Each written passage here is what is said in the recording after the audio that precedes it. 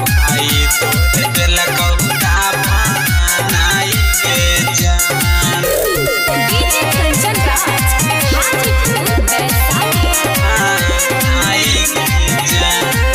हे गे हमर सोनावा तोरे करानावा जिंदगी के दिया गेल बुताई गे जान।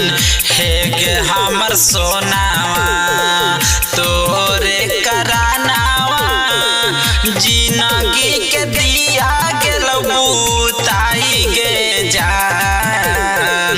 मारी के रातिया में हमारा गड़तिया में भाई तोर दिल कहुदा बनाई गे जान।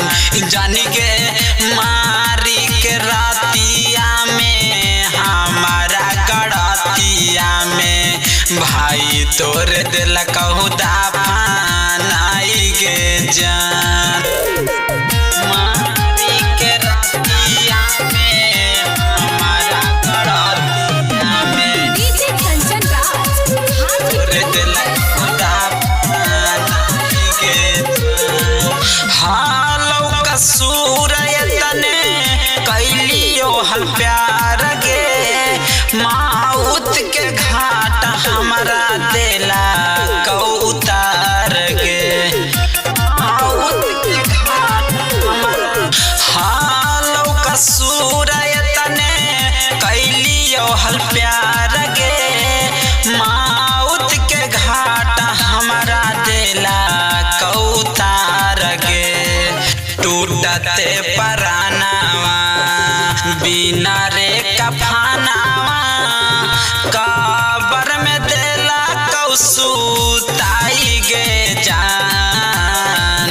मारी के रातिया में हमारा गड़तिया में भाई तोर दिल कहुदा बनाई गे जान।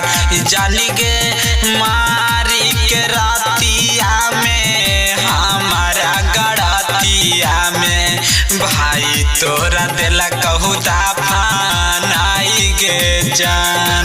तोरे दिल कहुदा बनाई गे जान। डीजे कंचन राज हाजीपुर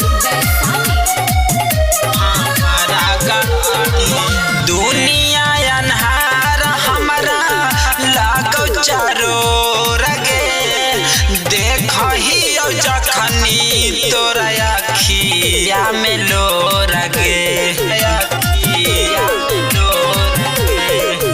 दुनिया अंधार हमारा लागो चारो रगे देखही जखनी तोरा अखिया में लो रगे। गोडो राजेश छोड़ी गेलौ जहानावा सपना में देखी हाँ परा छाई गे जान। मारी के रातिया में हमारा गड़तिया में भाई तोरा दिल कहुदा बनाई गे जान। जान गे मारी के रातिया में हमारा गड़तिया में भाई तोरा दिल कहुदा बनाई गे जान।